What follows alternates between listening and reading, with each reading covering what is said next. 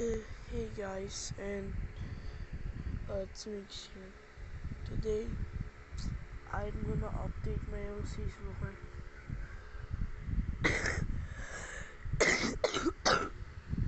Gosh, I have so much phlegm.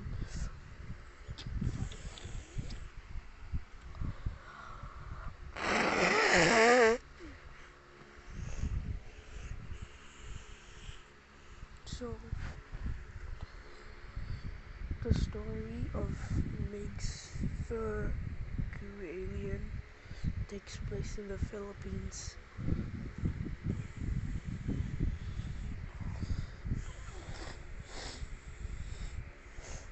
Alright, so, it goes a little bit, it goes a little like this. One night, uh, a scientist named Hazel was making potions and chemicals that are trying to eventually stop cancer. But then she hears a siren go off in the distance. She thinks there's gonna be a tornado, but she just shrugs it off since there's no tornadoes, and it was just probably a test. But she was wondering, why would somebody test a siren outside at night? But then she felt a rumble beneath her feet. The whole building kind of slightly shook, but the earth was still shaking. Eventually, she went outside and drove to the meteorite crash site. She found a meteor, and she said, "That's weird. Why would a meteor appear here in the Philippines?" She she examined the meteor, and then in five and then after 5 seconds, the meteor started cracking like an egg. It shook, cracked, and rumbled. Eventually, it opened up. Inside was a was a do- was a what is it? Doberman-sized blob. The blob eventually started mutating to look like a human, entirely made of goo. Except it had clothing this time, made out of goo. It talked in a human language, but it was also slightly muffled out by gurgling noises. It was saying,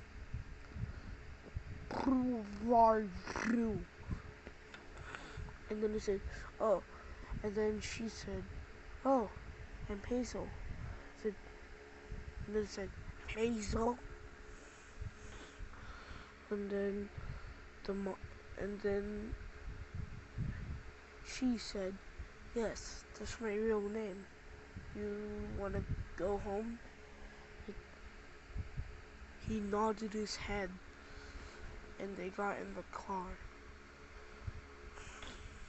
They drew, but that also took place during like 6 p.m. So it was like the what is it? So KFC was still open, so they drove to KFC. They ate dinner. They went back to the house. She lended Migs a phone so he could call her and play on it. Eventually, Mig started mutating in a few hours. At like 7:30, he started becoming less gooey and more solid. He could finally look normal like a human. Eventually, also that was also the meteor crash was in on an August 6th, 2012. I messed it up by saying 2012 in my older video, and I didn't mean to say it. Eventually, the next day, Mix was still sleeping in a small bed she had bought for him. Hazel was outside testing potions. Mix heard her voice as she was singing. He woke up and then he woke up and then he got out of bed, walked out the door, and then saw her just sitting there while testing potions. I mean, not testing potions on herself, but rather making potions.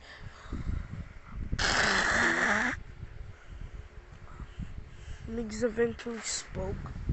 He said, "Hazel, what are you doing?" And then she said, "Oh, I'm just making potions to stop cancer." And then Miggs spoke. He said, "Oh, cancer, you say? I know how to stop it."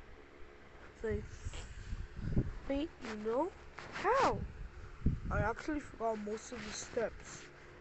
So, I'm sorry. He said, "Oh, it's okay.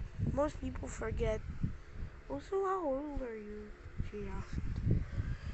Miggs said, "I am 10 years old." I said, "You're 10 years old? What? It's 2012. It's 2012. How are you 10 already?"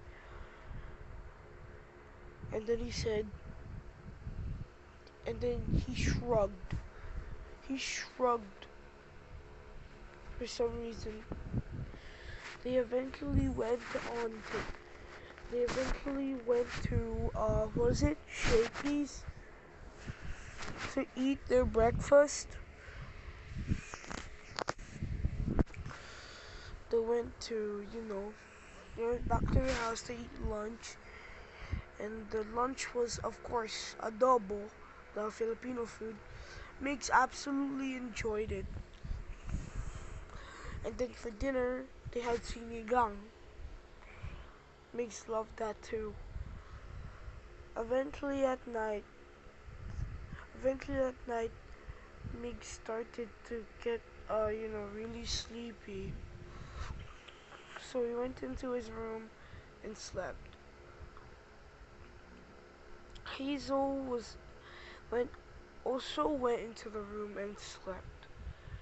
The next day, Miggs was asking Hazel if he could play outside and wander new places.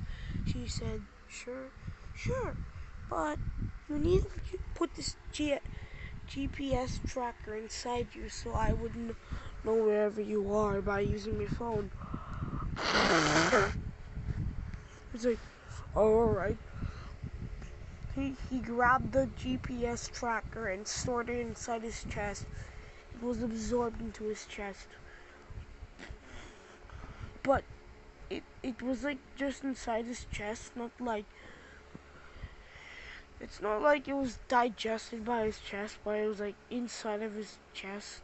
If you felt on his chest, you would feel like a really hard metallic thing in between his arms somehow.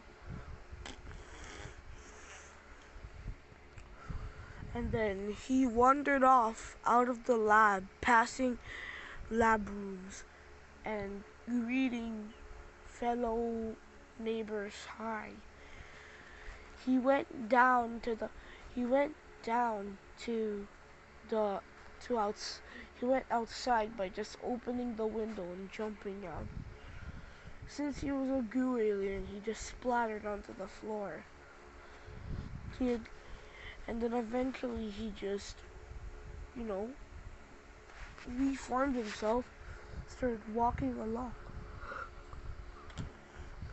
He encountered a nearby school called Divine Grace School. It was a private school. He remembered that another kid named Amaze used to learn there. That same kid died on the. That same kid actually died on the on a Wednesday during September 19th. This is not canon. Also, the Filipino boy actually got drowned by a Vietnamese person. And yes, I did almost get drowned by a Vietnamese person. My mom was sad about it the entire time. She kept trying to call, like, she was calling the police, and then she was like continuously going to the police station, and then she was telling them the story. And then as she did, she actually started crying because it was so sad that I almost died. Because I guess Vietnamese people just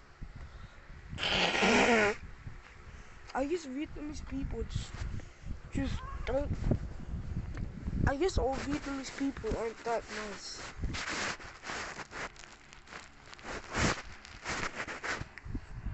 But still, why didn't they drown a 10-year-old? Okay, so next, it eventually, time passed and it became 2018. Hazel was 40, actually, she was 44 years old. He was walking along and then stumbled upon someone. It was a famous YouTuber named Caden Lou. He said hi, and he said this. Oh, hey Caden, I'm your biggest fan. I've watched you on YouTube. You're super good at making games. And then Caden was like, oh, thanks. He was flattered because he had finally met a fan that said something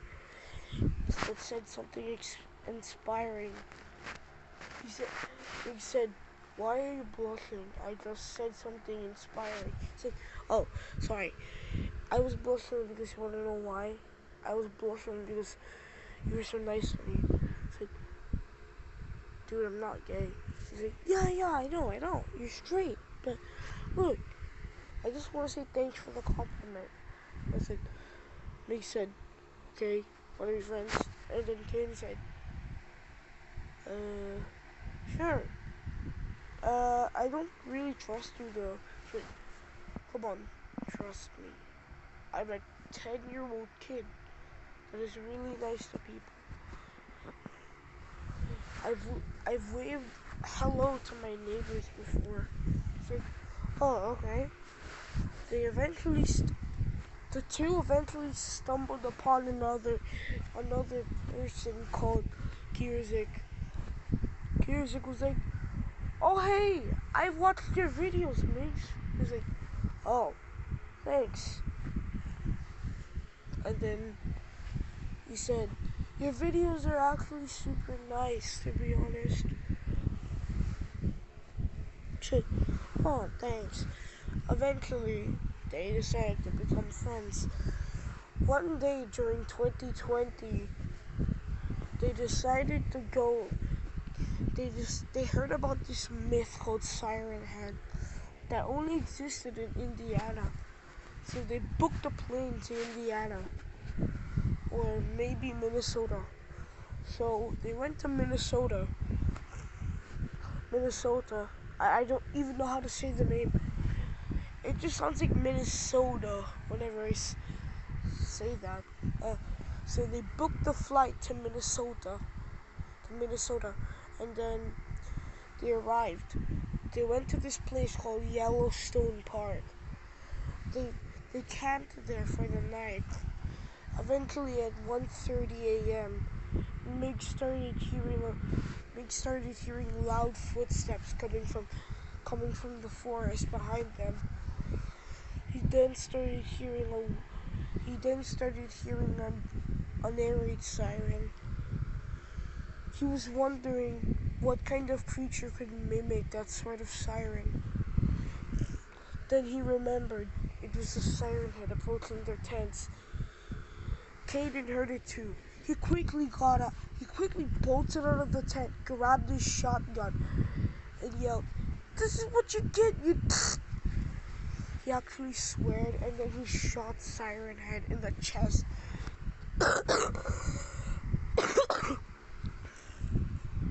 Siren Head roared in pain like a dinosaur, but it didn't sound like any ordinary dinosaur. He was bleeding slightly, but then he covered it. He ferociously tried to attack the tents, but Migs pulled out a grenade. He pulled the pin and threw it at Siren Head, which lighted up his chest and almost blew a chunk out of his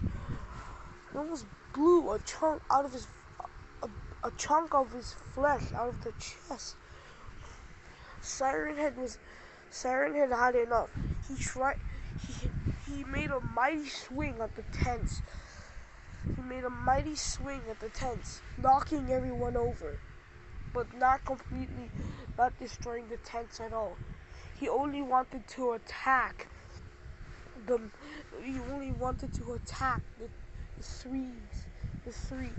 trio. He rapidly got on all fours and started dashing towards the trio. Migs eventually yelled really loud. He yelled, "Stop!" like an angry old man you've seen in a sort of meme. You know, like the "stop, get off the couch" thing. He yelled in that sort of tone. And then Siren Head finally spoke in a broadcast-like voice. "I'm just looking for food. Can we at least go to a KFC or a McDonald's?" And then Migs was like, "Fine." They went to a KFC. Migs ordered some grub for his trio and the Siren Head. They ate outside in the parking lot. In the parking lot on their car. The Siren Head had to stand. He eventually ate all of his food and then decided to, and the trio the squad decided to walk away.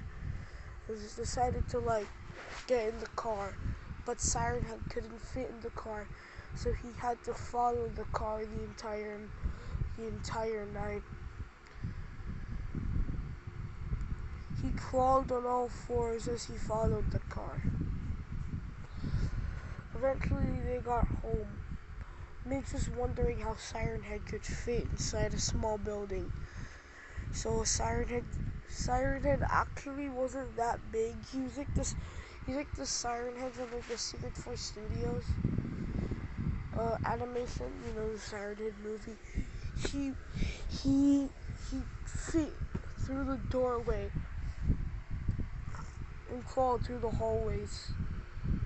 He went up to the room of Hazel. He knocked on the door. Hazel opened the door and screamed in fear. There's a large monster there's a large monster behind you. Migs said, "Wait, Mom, chill. It's just Siren Head. We encountered him in the forest. He was just hungry. He wanted to eat us, but we took him to a KFC." Hazel sighed in relief, and then she noticed his two friends. She said, "Oh, I still see new friends?"